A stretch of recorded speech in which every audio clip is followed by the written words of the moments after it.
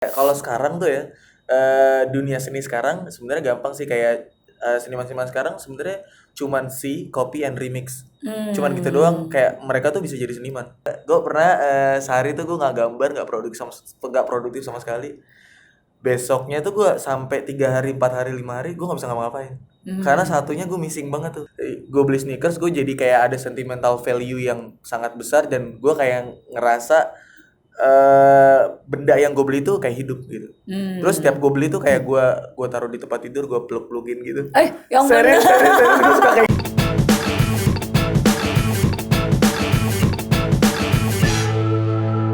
Eits, tunggu dulu. Sebelum nonton video lengkapnya, jangan lupa untuk subscribe ya dan klik link di bawah ini. Jangan lupa juga untuk klik tombol loncengnya. Oke? Terima kasih. Selamat menonton. gue tuh sekarang kayak ibaratnya tuh di karya gue justru malah gue bertanya nih, gue sebenarnya di dunia seni atau di dunia apa namanya skena culture di Jakarta nih, gue sebenarnya subjek apa objek nih. Kayak gitu, apakah bener-bener orang bener-bener mungkin melihat karya gue bagus atau malah ngelihat individunya gitu.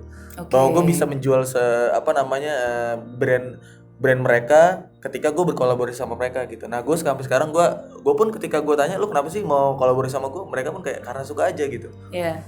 Wah gila, gue nggak pernah dapat explain lebih dari mereka gitu. Jadi gue sebenarnya karya gue ada sebuah pertanyaan gitu. Kenapa banyak gambar-gambar yang creepy gitu tapi dibungkusnya dengan cara yang colorful. Iya. Jadi kayak selama ini gue kayak menahan rasa pain gue itu cuman dengan cara have fun aja. Iya, iya. Kayak gitu. Apa rasa sakit terbesarnya? Ya kayak gue tuh orangnya kayak sebenarnya ya dulu kan gue mau jadi seniman tuh kan bebas. Jadi kayak wah jadi seniman bebas segala macam. Wah pada nyatanya sih enggak. Semua tuh ada aturannya. Kayak lu mau masuk galeri ini lu ada aturannya. Karya lu harus begini. Lu mau ada commission work sama brand ini nggak bisa. Lu ada revisi maksimal 3 kali. Ya itu kan sebenarnya nggak terlalu bebas banget jadi seniman gitu sih. Iya. Ternyata. Oke. Ya memang ya sometimes harus Kompromi lah. berkompromi, harus kompromi. Iya, Oke. gitu. Kompromi sih boleh-boleh aja, tapi jangan sampai terlalu berkompromi sampai itu akhirnya tanpa sadar mengubah jati diri dan yang seutuhnya dan yang sesungguhnya kan. Bener. Karena kadang-kadang kita belok dikit itu oke, tapi kalau belok dikit tapi terus-menerus lama-lama jadi Wow, jauh. iya. Ya kan? Kita nggak sadar bahwa ternyata kita sudah berbeda banget gitu dari yang soul awalnya seperti itu. Iya, sama segitu gitu. Tapi kalau dari karya-karya kamu so far memang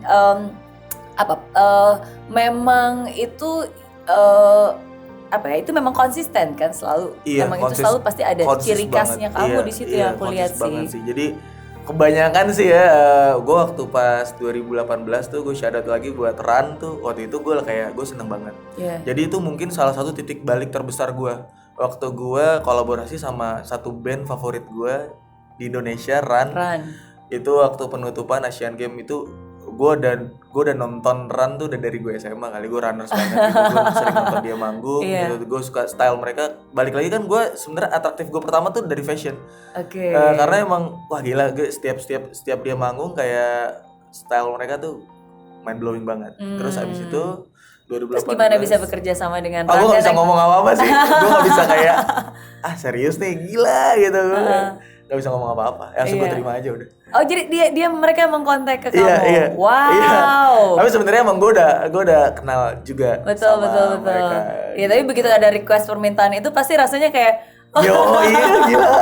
Gue gak bisa ngapain saat itu. Tapi emang keren banget sih, dan maksudnya emang ada ciri khas kamu di situ dan maksudnya jaket, celana, jeans. Iya. Terus waktu itu kan sempet kayak netizen lah namanya juga, wah Illuminati segala macam. Ya udah, karena gambar gue kan ciri khas sama mata kan, mata satu dan segala macam. Sebenarnya itu simple sih, kayak waktu gue jelasin, penjelasan lu tentang mata gitu doang. Jadi sebenarnya balik lagi kan gue juga isi dalam karya gue menceritakan soal sosial media. Sosial media itu dilihat dengan mata. Jadi terus ternyata mata gue nih kirinya silinder.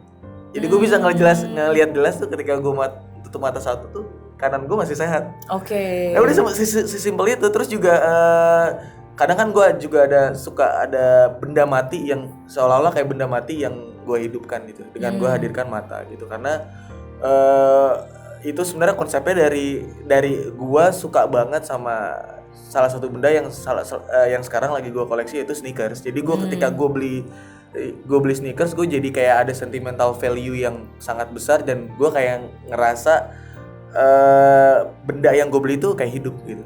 Terus setiap gue beli tuh kayak gue taruh di tempat tidur, gue peluk-pelukin gitu. Yang serius gue suka kayak gitu, makanya gue kayak wow gitu. Gue juga gak tahu gue kenapa kayak gitu sih. Ya, seakan-akan itu hidup gitu ya. Karena dulu kan gue juga karena gue dulu anak basket. Terus gue kayak mau beli sepatu tuh kayak wah gila, gue susah banget. Kayak sekarang tuh setiap bulan bahkan setiap minggu tuh ada kayak rilisan sepatu baru, dan gue kayak wah gila, sneakers culture di Indonesia tuh sangat besar pengaruhnya bagi gue gitu. Dan ya akhirnya itulah yang menggantikan hobi gambar gue justru malah. Jadi kayak seolah-olah ketika gue ngerasa gue nggak mood, ya udah gue kayak main ke sneaker culture gitu, gue nongkrong sama mereka, cerita ya kayak gitu sih. Oke. Jadi ada hal yang memacu untuk gue berkarya lagi. Iya. Kayak gitu, nggak semesta kan seniman harus kayak di studio lu ngelukis semalam suntuk gitu sih. Lu harus ngelihat ke dunia luar juga. Seniman milenial sekarang harusnya seperti itu. Betul. Kayak Tapi gitu. untuk ngebayangin seorang Muklay kayak melukin sneakers gitu sama tidur kayak Kayak gitu sih. lucu. Tapi ya namanya juga kalau kita udah suka dan kecintaan akan sesuatu ya pasti Iya sih, lebih seperti situ. itu kan. Iya. Berarti kalau sehari itu kamu bisa buat berapa karya? Lumayan, tapi emang aku sehari itu pasti harus gambar. Harus. Iya harus, karena itu terapi juga sih, kayak terapi juga. Karena kalau nggak gambar tuh kayaknya ada something missing aja gitu sehari. Gitu kayak anjir, gue pernah sehari tuh gue nggak gambar, nggak produktif sama sekali. Besoknya tuh gue sampai 3 hari, 4 hari, 5 hari gue nggak bisa ngapa-ngapain. Karena satunya gue missing banget tuh.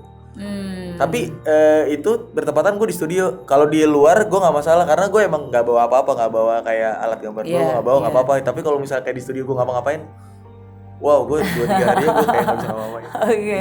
Jadi memang konsisten berarti ya. Iya sih. Tapi biasanya kan kadang-kadang seniman salah satu tantangan terbesar adalah hasil karyanya diplagiat oleh orang lain, dikopi oleh orang lain. Itu pernah didalamin juga nggak sih? Sebenarnya kalau masalah itu gue punya pandangan sendiri. Karena emang gaya gambar gue tuh emang udah lama banget ada di dunia sih. Jadi kayak orang bilang nggak ada yang baru di dunia ini sih. Jadi kayak dulu malah gue ngeliatnya kan ke Walt Disney kan, ke Walt Disney kayak comical art gitu dari situ. Nah sekarang kalau misalnya dewasa ini banyak banget yang mungkin yang terinspirasi sama gue sih it's okay kalau gue. Karena emang kita berkarya di digital juga, kita nggak bisa tahu orang-orang tuh bakal nyimpen karya gue sampai nggak tahu. Bahkan banyak produk juga yang sebenarnya tiba-tiba nyomot karya gue terus dijadiin produk lain, dan gue kayak iya jadi kayak nah, kalau kayak gitu gimana dong?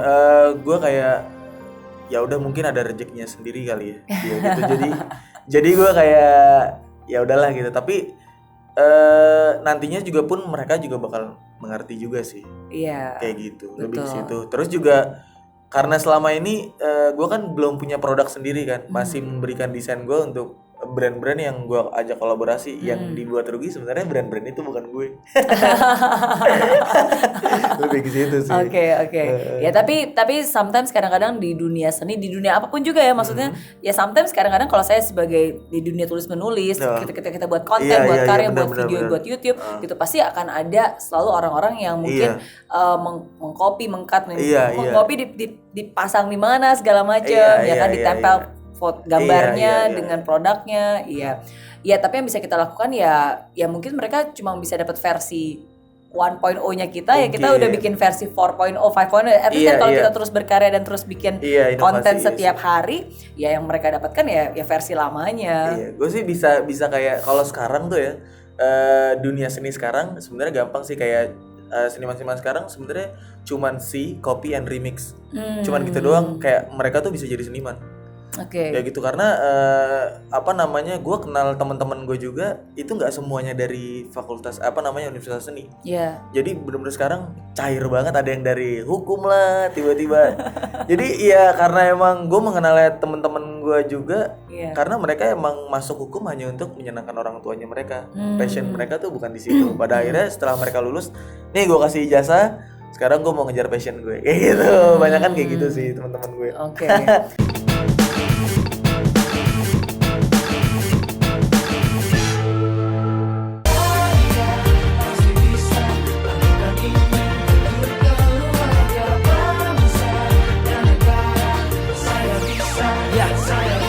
Laksana bumi tanpa hujan, hidup tanpa tujuan, kering dan mati tanpa hijaunya tumbuhan. Demikian kalau mimpi tak kunjung terjadi.